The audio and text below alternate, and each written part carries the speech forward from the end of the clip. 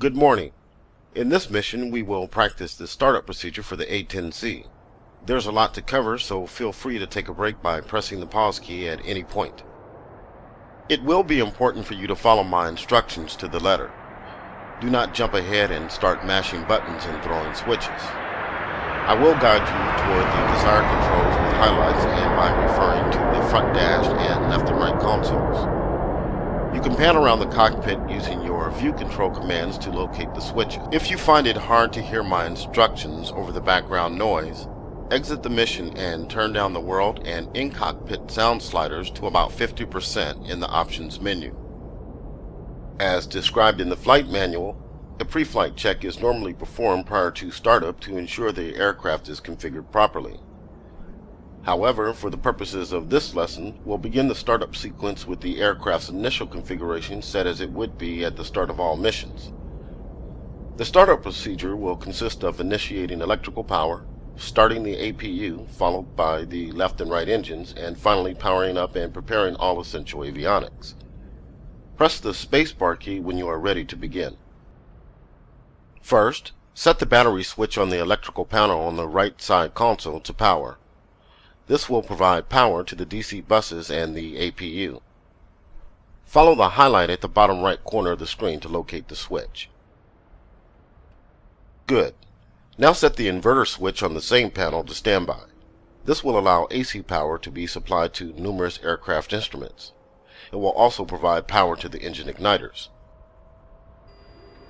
With electrical power now running, we can take a moment to test the caution and warning systems to make sure that we will receive warnings in case something goes wrong during startup.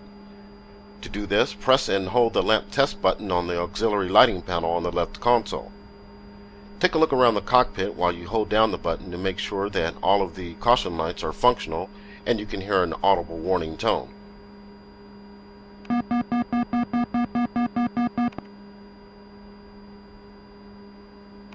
Everything looks good. Now let's test the fuel indicator to make sure it's functional and accurate. The fuel indicator is located on the right side of the front dash.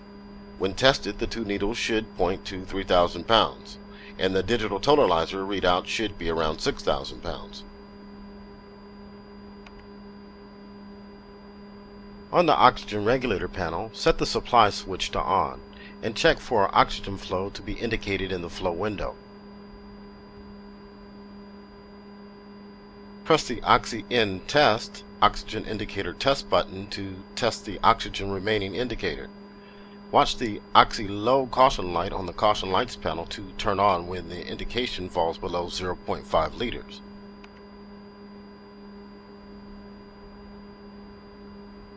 We also need to power the radios to communicate with ATC and mission assets. Set the VHF AM frequency mode dial to TR, transceiver.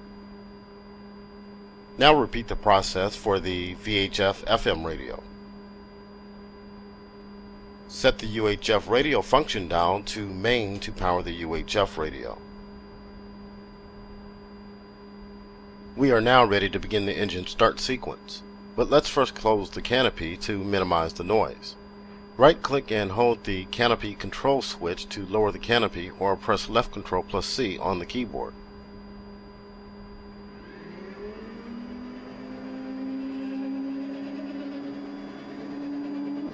Starting the engines will take several minutes and require a few steps. First, we need to provide power to the boost pumps of the left and right wing tanks and left and right fuselage tanks. You will find the four switches on the fuel system control panel toward the top of the left console. Set all four switches to the up position.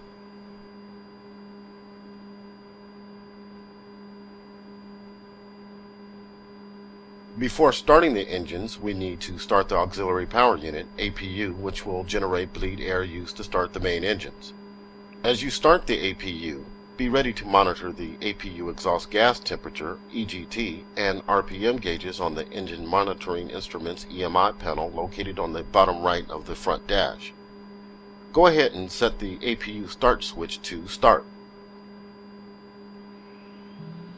Now let's return to the electrical panel and set the APU generator switch to the power position.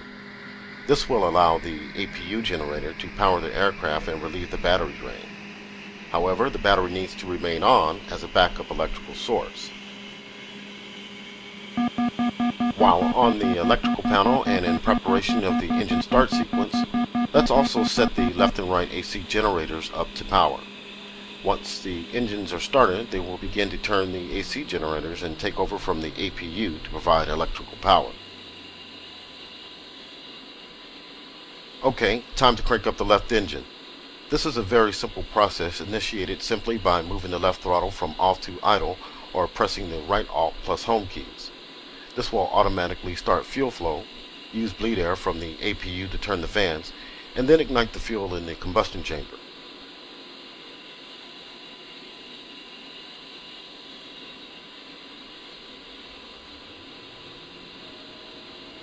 As the engine spools up, scan the engine monitoring instruments panel to watch the engine interstage turbine temperature, ITT, engine core speed, fan speed, and fuel flow gauges.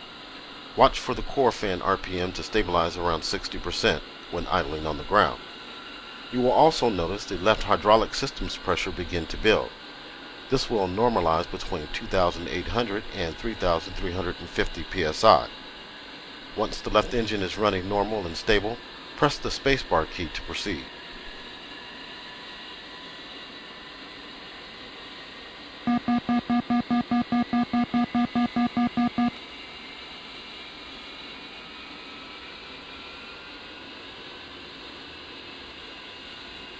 We'll now repeat the process for the right engine. Once again, the engine is started by moving the throttle from off to idle, or in this case, pressing the right Control plus Home keys. As with the left engine, monitor the instrumentation as the right engine spools up. Also watch the right hydraulic system pressure to normalize. Once you have both engines running normally at idle power, you can do a flight controls check to test the responsiveness of the controls to stick and rudder input. Test the speed brakes and flaps. Press the spacebar key to proceed once everything checks out.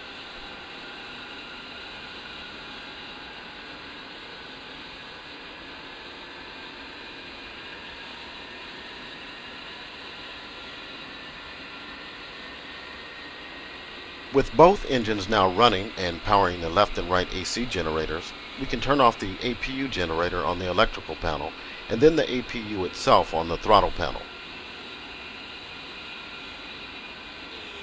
Okay, now we'll power up the Control Display Unit, CDU, and the embedded GPS INS IGE systems. This will begin the automated built-in test, BIT, and alignment processes for the navigation system, which you can monitor on the CDU display on the right console.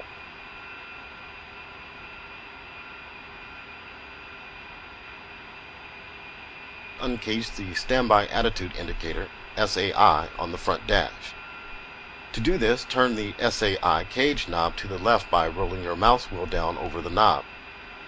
Once uncaged, roll the wheel back to set the SAI aircraft indicator level on the horizon. Turn on the multifunction color displays, MFCDs, by left-clicking twice on the power switch for each display.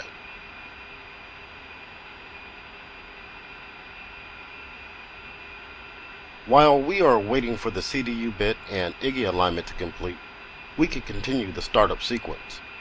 Turn on the Central Interface Control Unit, CICU, on the Armament HUD Control Panel, AHCP, on the front dash.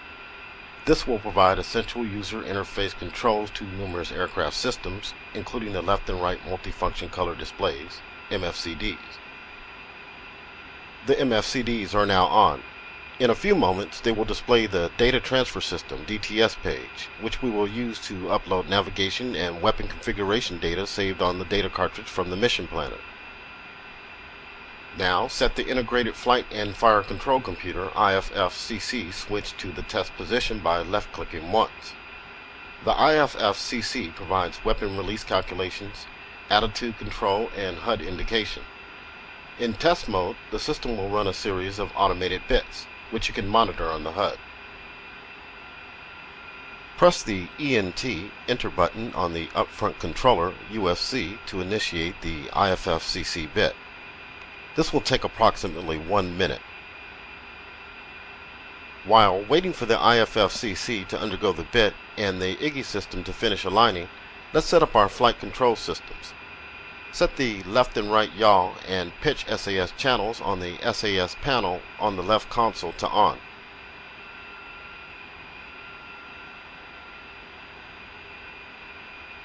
Now press the TL trim button to set the flight controls for takeoff trim. Let's upload data from the data cartridge. Select Load All on the left MFCD by pressing the Option Select button 10. Altitude, altitude. The DTS will take about 15 seconds to transfer the data from the cartridge to the jet. During this time, all the asterisks accompanying each data type on the left side of the displays will disappear. When all the asterisks reappear, the data has been transferred successfully. Once the data is loaded, set the right MFCD to display CDU data by pressing OSB 13. This way you don't have to take your head down to check CDU indication. The IFFCC bit is now complete. As you can see on the HUD, the exit function is currently pointed to by the HUD cursor. Press the Enter key on the UFC to exit this HUD menu. The IFCC is now displaying the ground bit menu on the HUD, where you can run a number of other bits if necessary. To exit out of this menu, press the Select Rocker key on the UFC down repeatedly until the HUD cursor points to exit again. Then press Enter to exit this menu.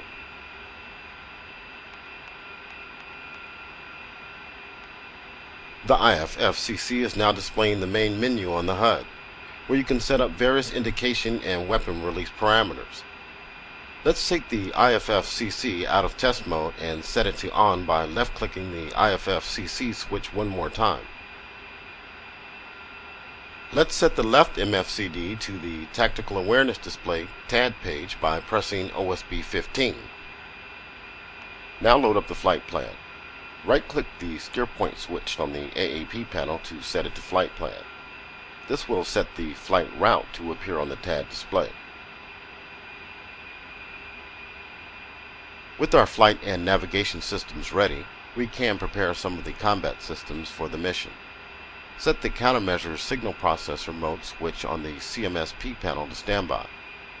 For a combat sortie, you may want to review or create some countermeasures programs, but that is for another lesson.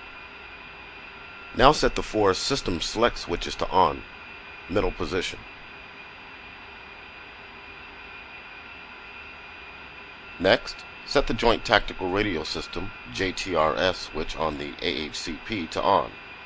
This will provide power to the Situational Awareness data link saddle. With the IGI aligned, let's select CDU nav mode by pressing OSB 9 on the right MFCD. Select the EGI as the primary navigation system on the Navigation Mode Select panel. Next, arm the Enhanced Attitude Control EAC switch on the Low Altitude Safety and Targeting Enhancement LASTE panel on the left console. Note this switch is hidden under the throttle, so you may have to shift your view position to see it, but it is still clickable with the mouse. Turn on the radar altimeter.